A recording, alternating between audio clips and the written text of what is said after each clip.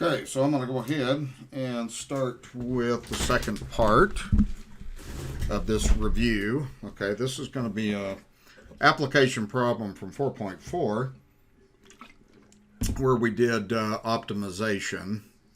So I want to run through some of these, just giving you a couple of examples of the basic types of things that we might look at. Okay, so this is the kind of the rectangular sheet problem. So I'm going to go ahead and just draw a diagram on this to begin with. So let's make a rectangle. So what this problem is saying is you've got a rectangular sheet.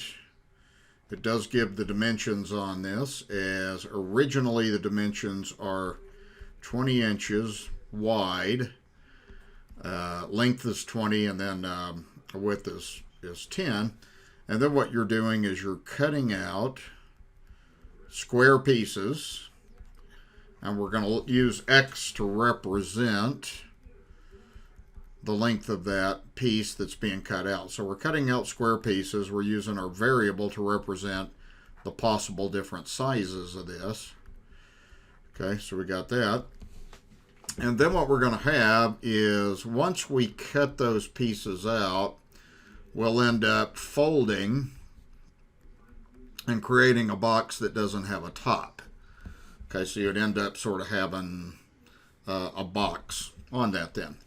Okay, so the first thing we got to do is we got to write our function out on this, and we're going to write a function for the volume, and we're going to look at the dimensions on this. So basically, let's go through and define these dimensions like this. So basically, after we cut that out, remember we started with 20.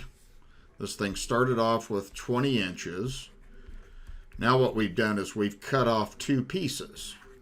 So that's going to end us up with 20 minus 2x. So that is going to be one of the dimensions of the box that we create. By the same logic, this thing starts 10, but now we're going to cut off two pieces. So that piece is going to be 10 minus the 2x's we cut off. So that's going to give a second dimension of our box, like this. Okay, and then the height of this thing is going to be x. Okay, so we know this. We know the volume is equal to the length times the width times the height. Okay, I'm going to represent the length by this thing, 20 minus 2x.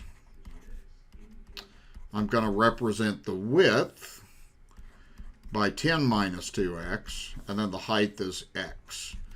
So that's what we're going to work with, is that particular function like that. We're going to try to maximize the volume.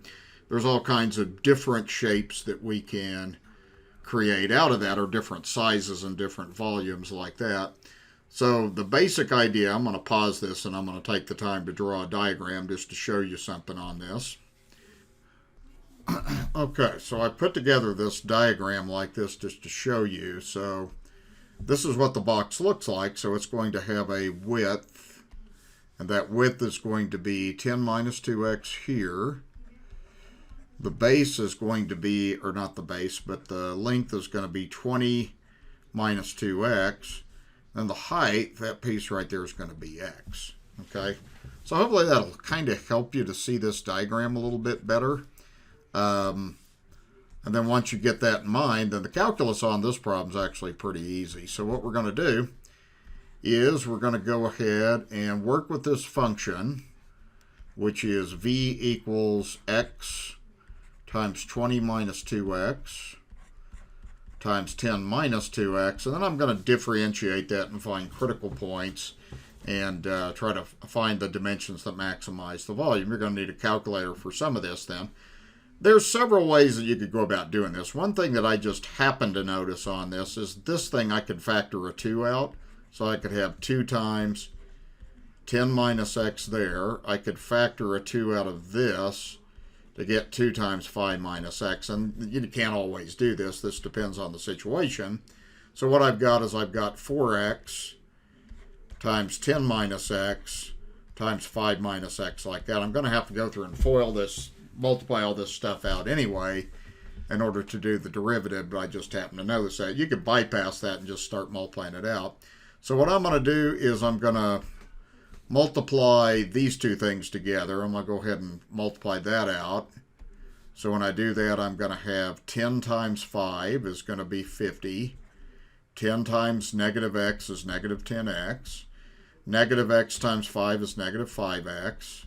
And negative x times negative x is plus x to the second. Okay, so I've got now 4x. Put like terms together, I've got 50 minus 15x plus x to the second. Then I'm going to do a distributive property. So 4x times 50 is 200x.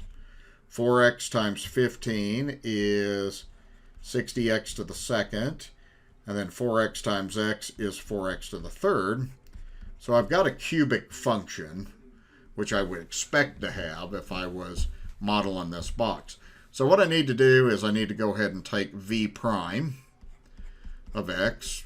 Okay, so I'm going to take the derivative of this. This is my, I'm going to highlight that. That is my function that I'm going to be maximizing. So I got that. So that's going to be 200 minus 120x plus 12x to the second.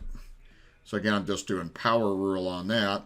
Then I'm going to set this equal to 0. So I've got 0 equals 200 minus 120x plus 12x to the second. Okay, like this. All right, so when I put this together now, I can use my calculator to help me a little bit with this. One thing I noticed that I don't know if 12, I don't think 200 divides by 12, but everything on here certainly divides by, at least by 2, maybe by 4. I think everything divides by 4 on this. Okay, and I am letting you use a calculator on this problem. Okay, so this is going to be 0. 20 divided by 4 is 50. 120 divided by 4 is 30. And then plus 3x squared like that. Now this is probably a quadratic formula problem, so we need to go ahead and just do that.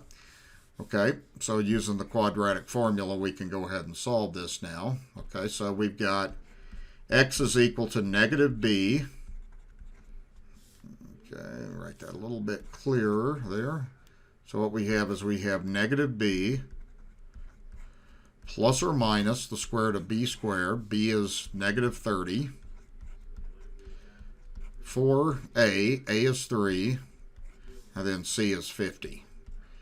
Okay, all over 2 times a, which is 3. Now, if it helps you, you could rewrite this quadratic like this. You could write this as x squared minus 30x plus 50 equals 0. So a is 1, b is negative 30, and c is this.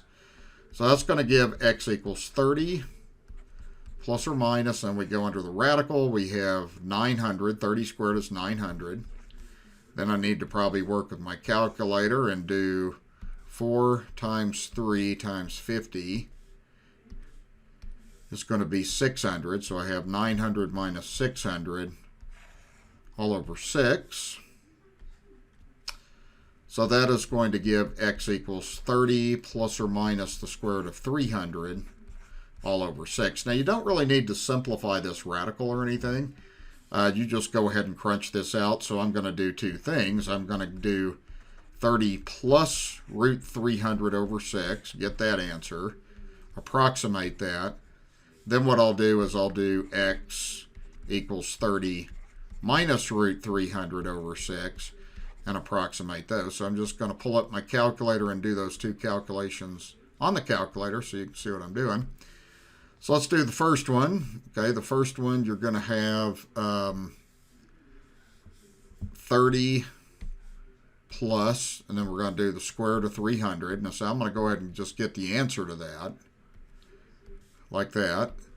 That's 47. Then I'm going to divide that by 6. So that will give a potential value of about 7.9. I'm just going to round this off maybe to 2 decimals. So let's say 7.89 is a potential amount that we're going to be cutting out on that then. And that does not make sense. So I have made some sort of mistake. So I'm going to pause and figure out my mistake. Okay, well, I figured out that it wasn't supposed to make sense. Okay, so the thing is, I haven't done anything wrong with the calculation, but this thing right here just does not make sense in the context of the problem, because if you start with 10, and if you cut out, come on, where is it? 7.8, so you can't cut out 7.8, because then it'd be too big. The biggest piece you can cut out is 5 by 5, because you start with 10. Okay, so then what I need to do is I need to do this one, and this is the one that should give me the sensible answer, is this calculation. So I'm going to go ahead and conduct that calculation. So I did that on the calculator, so I'll show you how I do that. So I'm going to do 30 minus the square root of 300. Get that answer, and then divide by 6. This will be a much more sensible answer. And let's round that off to 2.11 as a potential answer to that problem then. Okay?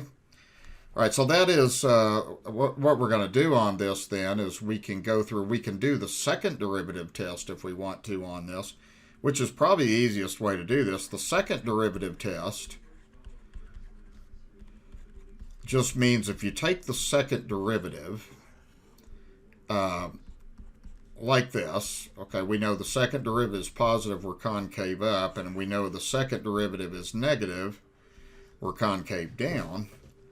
Okay, so what we could do is we could take the second derivative. So let me just kind of highlight what I've got here. This is my first derivative, so I'm going to write that down again. We have v prime of x is equal to 200 minus 120x plus 12x squared. Now the second derivative is going to be minus 120 plus 24x. Now what I can do is I can plug in this critical value, and this will tell me whether this is a minimum or a maximum. So I just plug it in. I got negative 20 plus 24 times 2.11, and I'm going to do that on the calculator over here. So negative 120 plus 24 times 2.11 is going to give a negative value. So since it gave a negative value, that would tell us that we are concave down at this point, which would mean that we have a maximum. So that does verify that that's a maximum. So then the answer of this problem is going to be 2.11 is what maximizes that. So what we're going to do is we'll write down what those dimensions are. So the idea is we're just going to do 2.11 inches by 2.11 inches. Those are the sizes of the squares that we cut off, is that they've got to be those dimensions then. Now the rest of the problem you can go ahead and do like this. Now you can take your volume function, which is this, and you can replace everywhere you see an x, you can just put in 2.11, and you can do it like this. So we can go like this, exactly like we did. 20 minus 2 times 2.11 times 10 minus 2 times 2.11, and then times the height, 2.11, and then that should give the maximum volume. So that maximum volume is going to be 192.45 cubic inches is the answer to the problem. Now the other thing you can do on this is, I want to see calculus methods. So you have to solve this by doing the derivative. You don't have to necessarily do the second derivative test. I'm just reviewing that. Now what you can do is you can put this in your calculator. So you can put the volume function in your calculator, which is this thing right here. So I'm just going to put this in as we developed it. 20 minus 2x times 10 minus 2x times x, like that. And then we can set the window. So one of the things we said is we can't go past 5. Okay, once we go past 5, we don't have enough room to cut out a square. So let's go up to 5. And then for the volume, the minimum volume is 0. The maximum we got close to 200. So let's put 200 in there. And then let's scale that maybe by 50. and then you can verify your answer. So if I graph this, I'm going to have a cubic function. And then what I can do is I can just trace it that 2.11. So I can type trace 2.11. It'll take me to the maximum, and it'll provide that same amount we got for the volume. So this thing's 100% checkable on a calculator. So this would be an example of an optimization problem that you'd be allowed to use your calculator on. Okay. Okay, next problem is probably one we do without a calculator. Okay, so the numbers are a little bit easier on this one. So this is another optimization problem of the type we learned. So you have 100 meters of fencing, and you're not bordering this part because it's a barn. So actually what you end up having, and I'll just sort of highlight these pieces like this, what you have is you have 1, 2, 3, 4, 5 pieces of fence that you can do on this. Now, what you're going to do on this is you got to develop, use your variables. So I'm going to call all of these things x's because they're all the same. And then this is y. Those are going to be different dimensions. They don't have to be the same, although they could turn out to be the same. Okay, now we have this much fencing, so it's kind of like the perimeter, although we're disregarding that side, which is the barn. So if we add this all up, we'd have 1, 2, 3x plus 2y is equal to 100. And what we're going to do is we're going to maximize the area of the garden. So the area of this garden is figured out like this. There's two ways to do this. One way to do this is it would be this dimension, x, times this dimension, which is 2y. So that's ultimately what we got to maximize to optimize that problem. So really we're going to look at the area is equal to 2xy. So we have to solve this equation for one variable. We can't differentiate this and set this to 0 unless we got one variable. So I'm going to take this equation and I'm going to solve it for y. So when I do that, I'm going to have 2y is equal to negative 3x plus 100. Then I can divide both sides by 2. So that will give y equals negative 3 halves x plus 50. And then that's what's going to get plugged in for y. Then we can do our derivative. Okay. So let's see. If we do this, we're going to have a equals 2x. That stays by itself.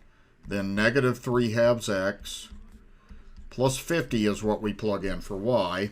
Then we'll multiply this out. So if we do this, we'll have 2x times negative 3 halves x plus 100x.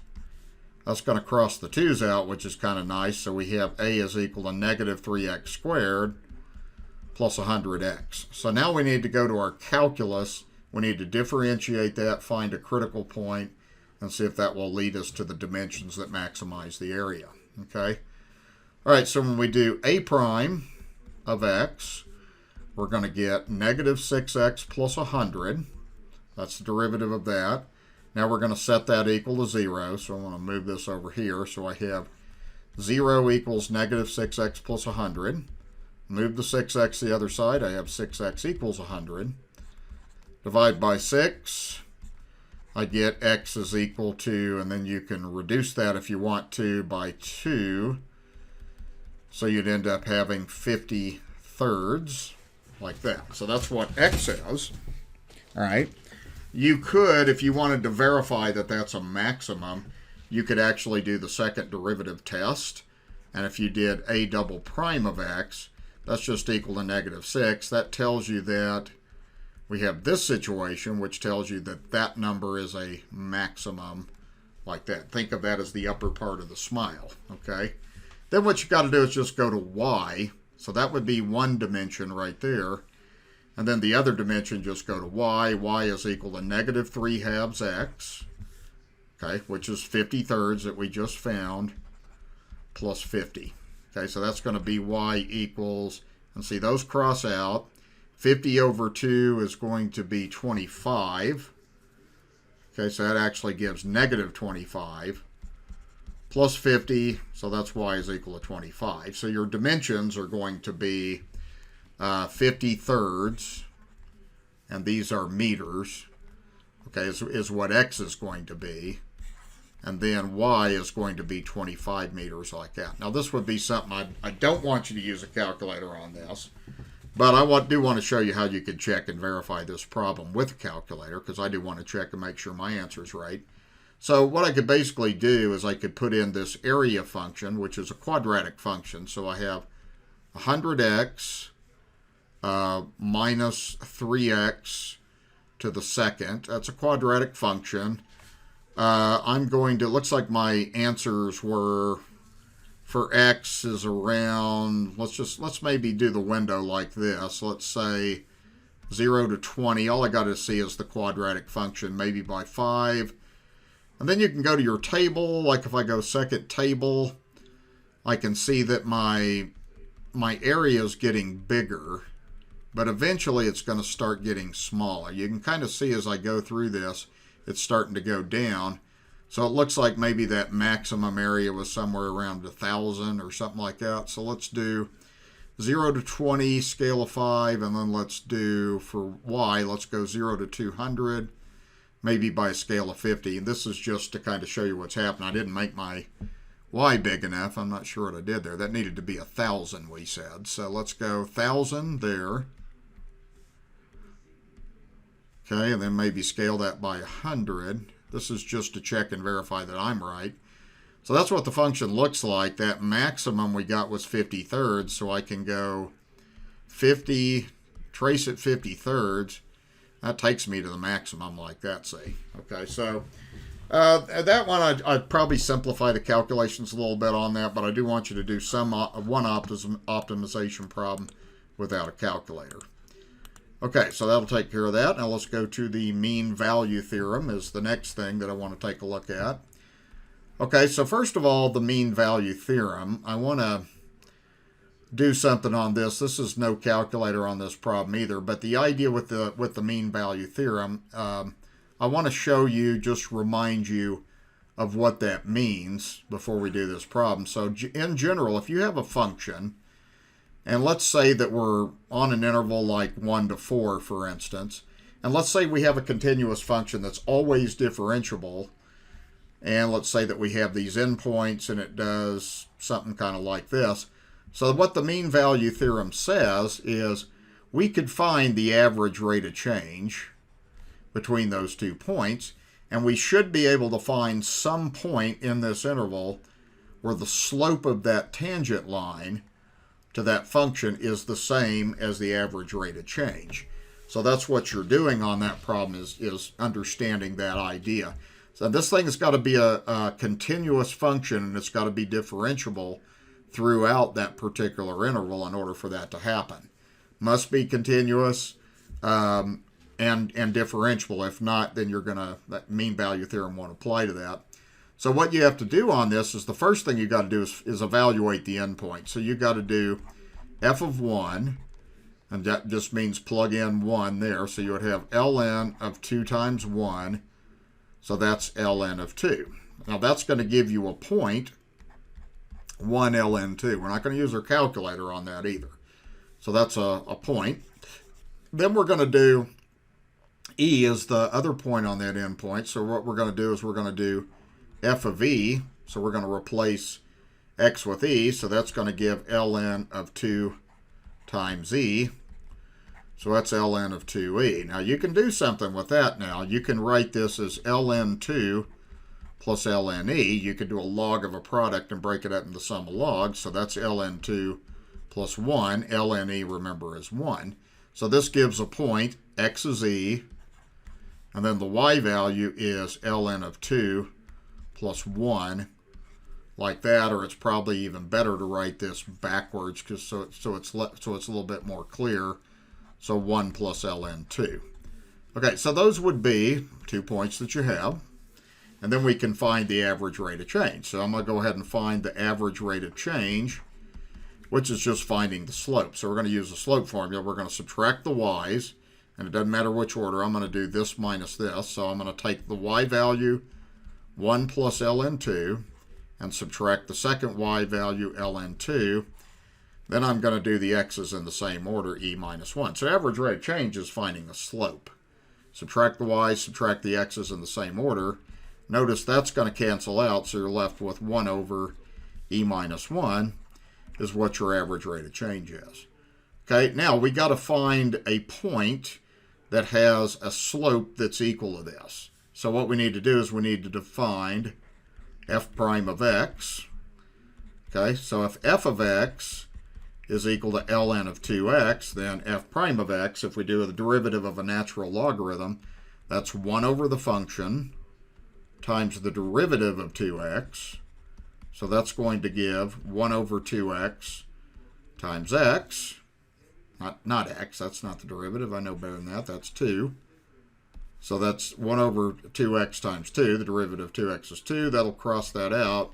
So that means that's 1 over x. So what we're doing on the mean value theorem is you're finding a place where the derivative is equal to the average rate of change. So these two things have to get set equal to each other. So we're going to take 1 over x. That's our derivative. And we're going to set that to 1 over e minus 1, and then we're going to solve that for x, and then we have the answer. So you can cross multiply this. So x times 1 is x. 1 times e minus 1 is e minus 1. So that would be the place where that happens, and so that's the answer to that problem.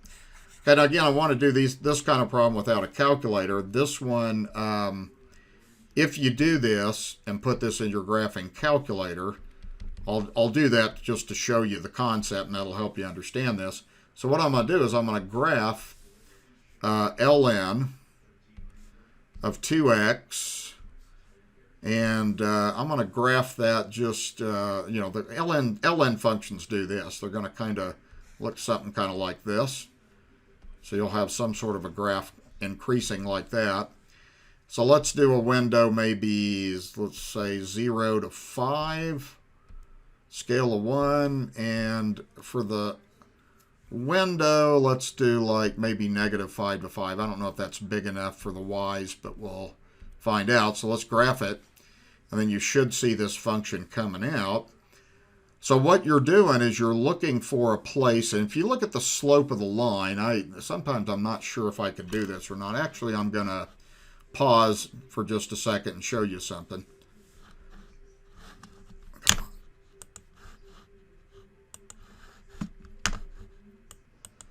So what I want to do here is basically show you what this graph is doing, and this will help you understand the mean value theorem, hopefully, on this problem, because you have to understand the concept to do this problem well and to remember how to do this. So basically, the average rate of change is represented by the slope of that secant line. So remember, these are the 2 points that you have. We're on this interval from 1 to e. Actually, I didn't quite do that right, so let me erase what I just did. I wasn't paying attention. So the interval on this is going to be from 1 to e. Okay, so if we look at this on the graphing calculator, here's x equals 1, so you're looking at that point on the graph, and then you're looking at e. So I probably should have, e is going to be somewhere in here. So e is like 2.7, so you're there. So you're looking at 1 and you're looking at e. And then if you made a slope of that secant line that goes through those points, you'd roughly have a point doing something like this. Okay, so you have to find a point in here that has the same slope. And we found that point to be e minus 1. So somewhere in here, e minus 1, you have a point where the slope of the tangent line is the same. This probably would make a little bit better sense if I change my window a little bit. And let's go ahead and just do 1 to e on the graphing calculator. And that might help us see this okay. So it's kind of hard to tell. This is not a real easy problem to interpret. But anyway, if I traced it, my answer, e minus 1, that should be a point there, and that slope of the tangent line that goes through that point should be the same as the slope of the secant line. Okay, so you're kind of doing something like that. I guess roughly the idea is you've got a graph that's doing this, you have a secant line that's doing this. We found a point that has a tangent line that's equal to the slope of that secant line. So that's what the mean value theorem is saying. Okay, and that's an example of a problem I'd want you to do without a calculator. Although it's checkable, it's kind of nice to have your calculator to check on that. Okay, the next thing is Rolle's theorem. So these are just examples. There's different ways I can ask about Rolle's theorem. So what I want to do on this is just we're going to draw a picture. This says sketch a graph where Rolle's theorem fails to apply. So Rolle's theorem says this. First of all, what you want to do is I'm wanting you to create a graph from 1 to 5 where Rolle's theorem fails to apply. So the idea on Rolle's theorem, the idea is if you got a continuous function, here's A, here's B, you got a continuous function, you're always going to find a place on that where the derivative of that is equal to 0, no matter how you do that. So Rolle's theorem is going to apply in a certain case. And I need to pause and do something with my calculator, so hold on just a minute. Okay, I just needed to turn my calculator off for a second. The condition of Rolle's theorem, let me write what Rolle's theorem basically says to review this. So it basically says if you have a continuous differentiable function,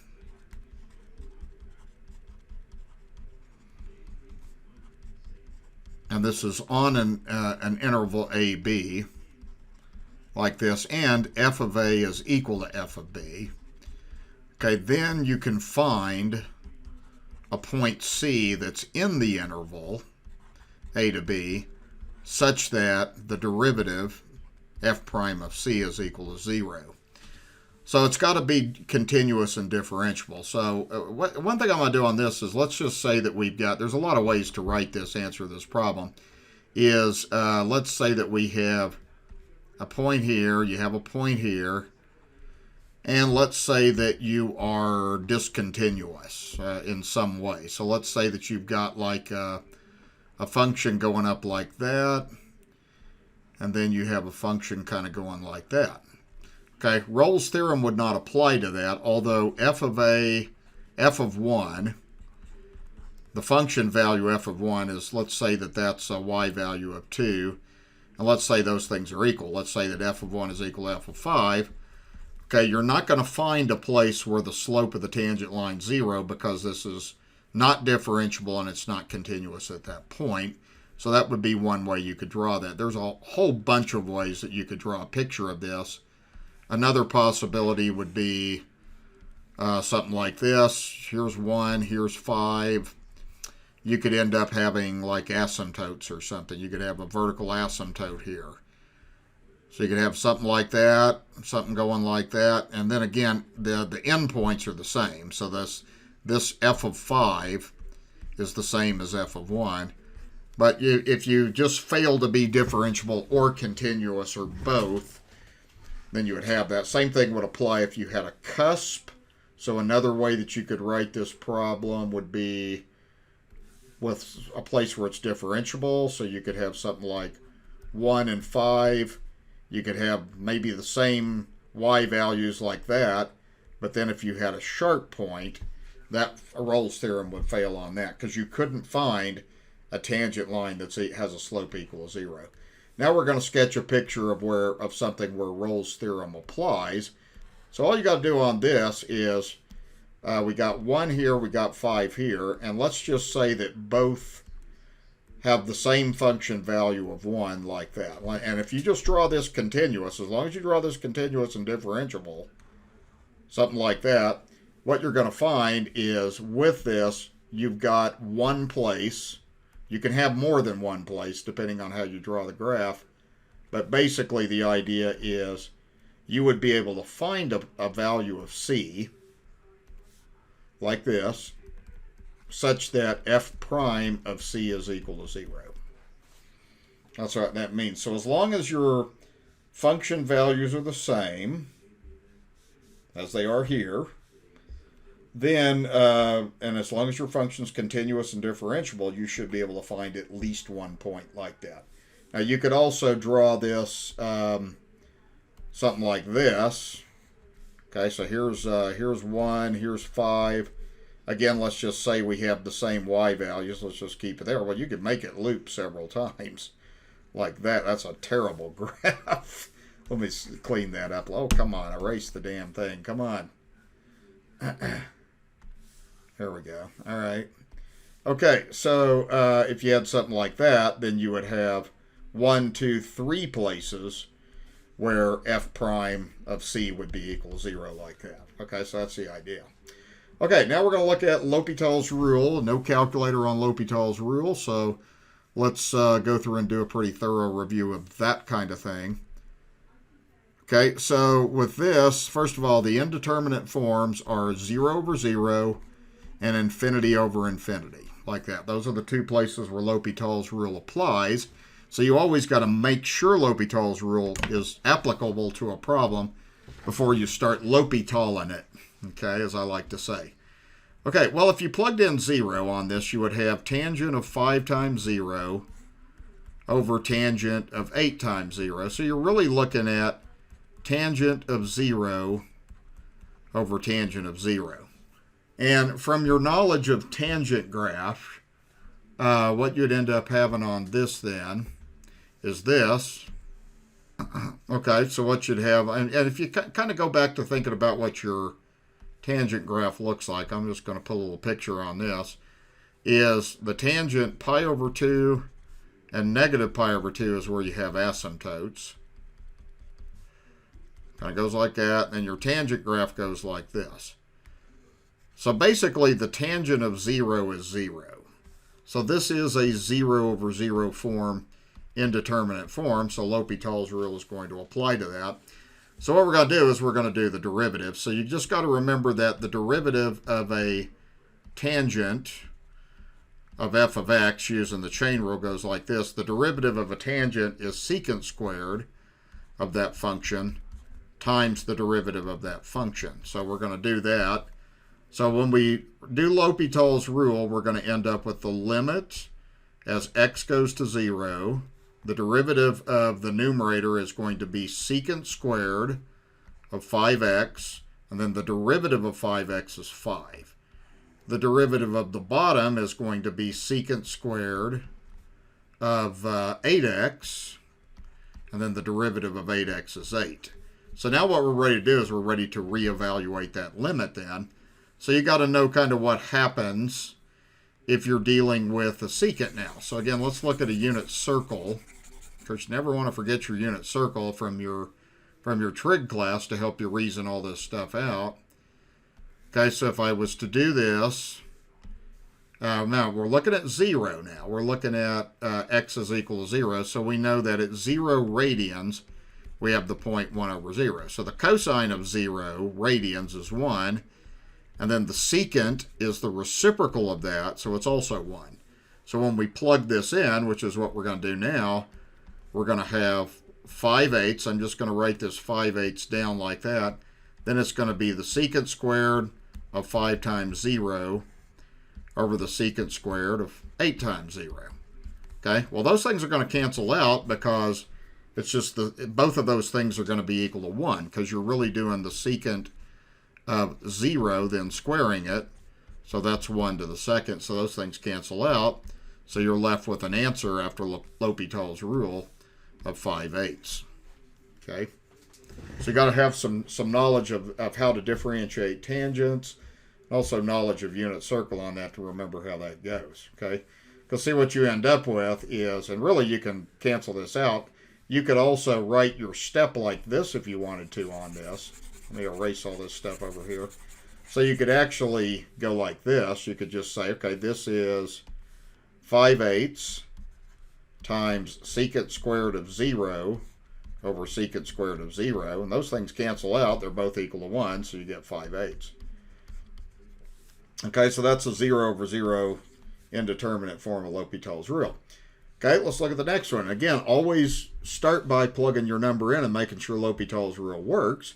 So we're going to plug in 2 to get 2 squared minus 2 times 2 all over 8 minus 6 times 2 plus 2 to the second.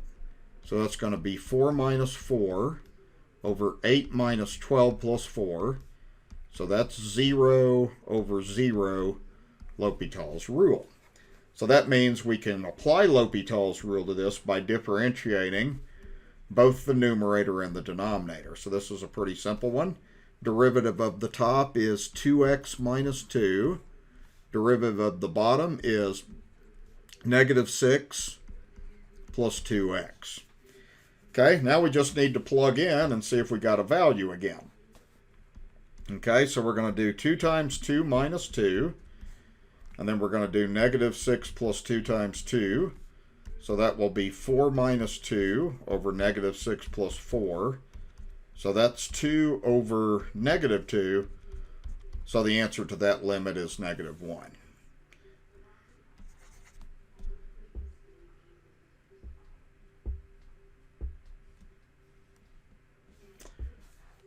Okay, so make sure you have all your derivatives right when you do that, and arithmetic correct. So those are a couple of 0 over 0 form limits.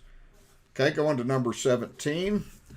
Let's see what we have. We're doing a limit as x goes to infinity. Well, the idea would be if you put in an infinitely big number in the numerator, that's infinitely big. If you put in an infinitely big number in the denominator, that's also infinitely big. So you have the infinity over infinity indeterminate form. Remember, exponential functions do this. E to the 4x gets infinitely big as x gets bigger and bigger. All right, so we can use L'Hopital's rule. So we're going to go ahead and differentiate the top and bottom, then we'll try to reevaluate this limit. Okay, one of the things you got to remember is if you do a derivative of an exponential function, e to some function, okay, it's itself times the derivative of the exponent. Okay, so we're going to do that. So when we do the derivative of e to the 4x, that's going to be itself times the derivative of the exponent, which is 4. When we do the derivative of the bottom, it's going to go like this. The derivative of 2e to the 4x is itself 2e to the 4x times the derivative of the exponent, and of course the derivative of 6 is 0. So what you have is you have the limit as x goes to infinity of 4e to the 4x all over 2, hold on, that would be 8, because you can do 2 times 4 is 8. So that's going to be 8e to the 4x like that. Okay, now these things are going to cross out. And then that's going to end up, of course, 4 over 8 reduces to a half. So what you end up with is you've got the limit. Let me erase all this stuff over here. So what you have is you have the limit as x approaches infinity of 1/2. And the limit of a constant is that constant. So that's going to be 1/2. By L'Hopital's rule. Okay, let's move on and see what we get on the next problem here. So now we're plugging in pi over 2. So we're doing 4 times the tangent of pi over 2. Now you got an asymptote going on that problem. Then we're going to do the secant of pi over 2. And then we're going to square that. So let's kind of look at a unit circle just a minute over at the side to kind of help us remember what's going on. So here's pi over 2. On a unit circle, you're dealing with the point 0, 1. So we know the tangent of pi over 2, since it's y over x, that's 1 over 0, so we are undefined there. Okay, now I think I was intending for this to be maybe a right-hand limit or something, so I think I want this to be the problem limit x goes to pi over 2 from the right-hand side. I think I didn't type that right. So that's the problem that I want us to consider is this problem then, okay? So remember what happens on a tangent graph. If you have a graph of a tangent, you have pi over 2, you have asymptotes at these two numbers, and then what you have is to the left of that, you've got a graph going like that at your asymptotes, and then you would be going to the right of that, you'd be doing that. So basically, if x is pi over 2, and you're going from the right-hand side, then you would end up going to negative infinity, okay, when we plug this in. So that numerator is going to be negative infinity. And then the secant, remember the secant, you also got a problem with this, is the cosine of pi over 2 is equal to 0. Therefore, the secant of pi over 2 is the reciprocal of that, so that's undefined. So if you go back and look at what a secant looks like, let me just give you kind of a quick review of what a secant graph looks like. Okay, basically you have a cosine. Now I'm just going to do part of a cosine graph. So cosine starts high, and the cosine would go through these points, and what you have is you have asymptotes right there. So the same thing would kind of happen on this. A secant is an asymptote, and it's on the humps of the cosine. So if you're going from the right-hand side of pi over 2, you're also going to negative infinity. So you do have the infinity over infinity form on this, so L'Hopital's rule does apply. Okay, so you need to show that L'Hopital's rule applies first of all before you do your derivative. Okay, now we're going to do L'Hopital's rule, so that we're going to do the derivative of the numerator. So we just write the constant down. We need to bring the limit. So we have the limit as x goes to pi over 2 from the right-hand side. For the derivative of the tangent is the secant squared. Okay, then we need to do the derivative of the bottom on this, okay, which is going to apply when we do this. I'm going to just do this at the side. If we do the derivative, and I'm going to write this as secant x squared, that's going to be a power rule, so that derivative is going to be 2 times the secant of x to the first, and then you got to do the derivative of the secant, which is secant x tangent x. Okay, then we're going to have some things that cross out. So what you're going to have with this is you're going to have 2 there. Notice you have a secant times a secant, so that's secant squared x. Then you have a tangent x like that. Okay, now I'm going to erase all this graph stuff here. You can back up on the video if you need to refer to that again, just so I'll have enough room to get all this stuff crunched out here. All right, so when we do this, of course, that's going to cross out. That becomes 2. So what we've now got is we're going to look at the limit as x approaches pi over 2 from the right-hand side. And that's going to be 2 over tangent of x like that. Okay?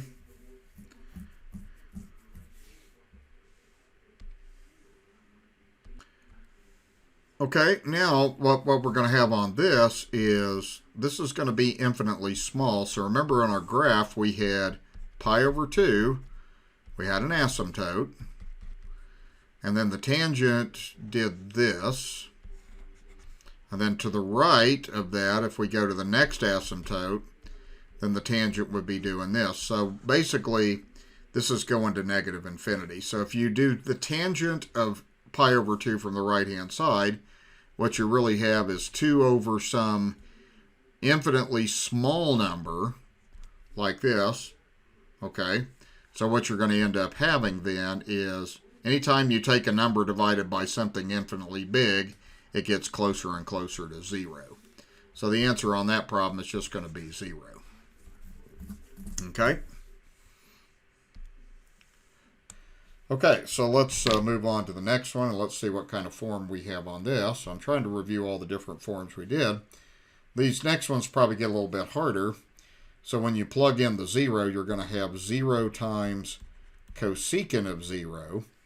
And then one of the things that you probably want to do on a problem like this is you want to remind yourself of what the graph of the cosecant looks like. Okay, so let's just look at a kind of a small area around this. So remember the sine starts at 0, 0, then it hits its high point. So if you were just looking at this part, well, you would end up having an asymptote. Remember, the cosecant sets on the top. I always say the camel's back, kind of like that. So this would be the secant, would be these U-shaped curves that you get here. So if we're looking at the limit as x goes to 0 on this, and this is probably intended to be a right-hand limit again. I think what I'm looking at on this is the limit as x approaches 0 from the right-hand side. Okay, so if you're going from the right-hand side, you're approaching infinity. So this is a 0 times infinity limit, so that's one of the indeterminate forms. So remember, we can't do L'Hopital's rule until we make it into either a 0 over 0 form or an infinity over infinity form. So the way to do this is to just change this to the limit as x goes to 0 from the right-hand side of x over sine x. Okay, we know that the cosecant is 1 over sine x. Now, if you plugged in, you'd have 0 over 0, so you'd really now have 0 over sine 0, so that's a 0 over 0 limit. Okay, like that. So now we can use L'Hopital's rule to do that now. So let's just bring down the limit, do a derivative, and see what we get. So derivative of the top, derivative of x is 1, derivative of the sine is the cosine of x. Now we can plug that in. So now we can do 1 over cosine of 0, and the cosine of 0 is 1, so you end up getting 1 over 1, or just 1, as the answer to that problem then. So that would be the way you would go through L'Hopital's rule on that. Okay, next one, what you'd have is, if you plug everything in, and that's always how you start, you would have x would be infinitely big, and then you'd have the square root of something infinitely big. So this thing right here is infinity. This whole thing here is the square root of something infinitely big. So that's infinitely big. So you have this infinity minus infinity form like that. So we have to try to see what happens, and we've done ones like this in class and on the homework. This one looks like probably rationalizing a numerator. We need to create a fraction out of this. So I'm going to put that over 1. And then I'm going to do this. So what I'm going to do is multiply the top by x plus square root of x squared plus 4x.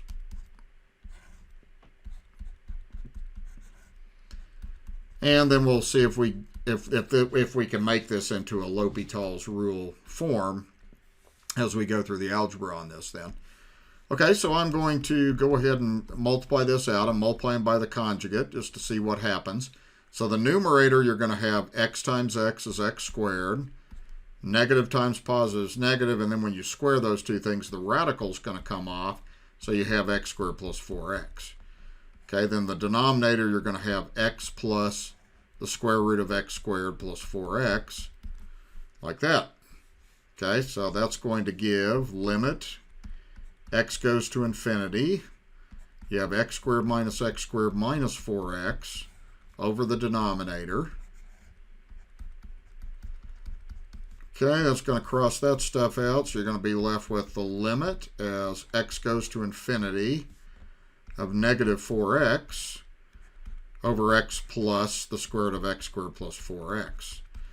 Okay, now if you plug in infinity, you're going to end up having negative 4 times infinity. Well, you got an infinitely big numerator, and then the denominator is also infinitely big. So you do have that infinity over infinity form. Okay. So now what we're going to do is we're going to go ahead and do L'Hopital's rule. So I'm going to just sort of do this at the side here where I have room. So, of course, the limit of the numerator is pretty easy. So the limit of the derivative of negative 4x is negative 4. And then I'm going to do the derivative of the denominator over at the side. So I'm going to write this like this. And then let's go ahead and do that derivative. So the derivative of this, the derivative of x is 1. Then you would have 1/2 x squared plus 4x to the negative 1/2 times the derivative of what's inside, which would be 2x plus 4. Okay, like that. And let's go ahead and simplify this. There's a couple things that you want to see on this. Is you would have 1 plus 1/2. Now I'm going to factor this, and that's going to be 2 times x plus 2. And then the denominator, you're going to take this thing down to the bottom, so you'll get x squared plus 4x to the 1/2 like that. Okay, now the 2's are going to cross out, so you would end up having 1 plus x plus 2 all over the square root of x squared plus 4x. Now we can plug in infinity and see what we get. Okay, so that's what your derivative is. L'Hopital's rule, now we're going to be ready to go through and see what we get on this then. Okay, well, if you look at this piece, just this piece right here, if you put in an infinitely big number for x, what you're going to get is you're going to get an infinitely big number there. You're going to get infinity over, and then that denominator is going to be infinitely big, like that.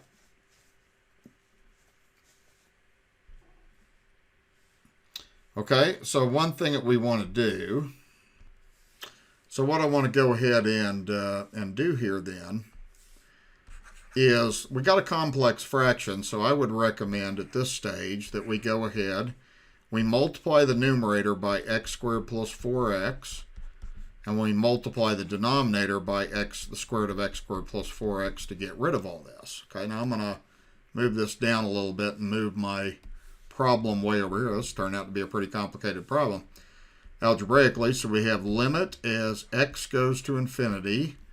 The numerator is going to be negative 4 times square root of x squared plus 4x. The denominator, you're going to get that to cancel out, but when you multiply that by 1, you're going to get square root of x squared plus 4x. Then you're going to have plus x plus 2. Okay? So we still have an infinity over infinity limit. So we still have that if you just kind of look at that in your head.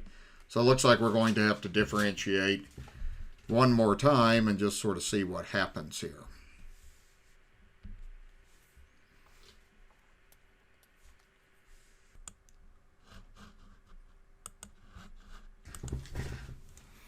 Okay, I just realized that I've been working on this problem. I think it'll work out and everything, but that was intended to be a plus 4 under there.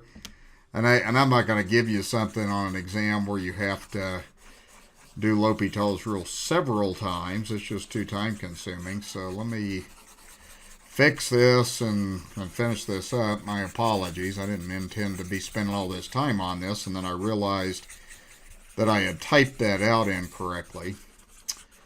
All right, so what this was intended to be was this. This was intended to be the problem limit as x goes to infinity of x minus the square root of x squared plus 4. It wasn't supposed to be an x in there. Okay, that problem may be doable because it is an infinity minus infinity form. Just looks like it would be a really messy problem for a test. Okay, so first of all, on this one, when you plug in infinity, you do have the infinity minus infinity form. So we're going to go ahead and let's write this as the limit as x goes to infinity of x minus square root of x squared plus 4. And what we're going to do is we're going to rationalize. We're going to multiply by the top and bottom by the conjugate, just like we did before. And then we'll see if that puts us into a form that we can use L'Hopital's rule on. So let's start this way. Okay?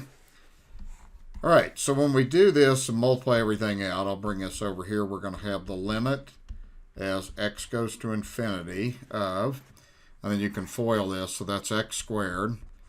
The last term is going to be just, well, you're doing the squaring a square root, so it's going to be minus x squared plus 4. The radical comes off, and then the denominator is going to be x plus square root of x squared plus 4.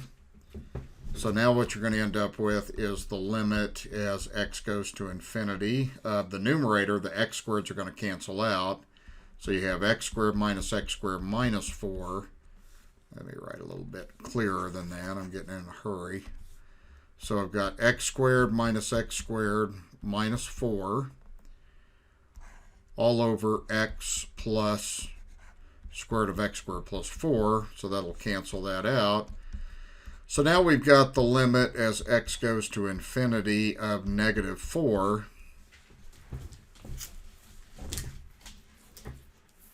over x plus the square root of x squared plus 4. Okay?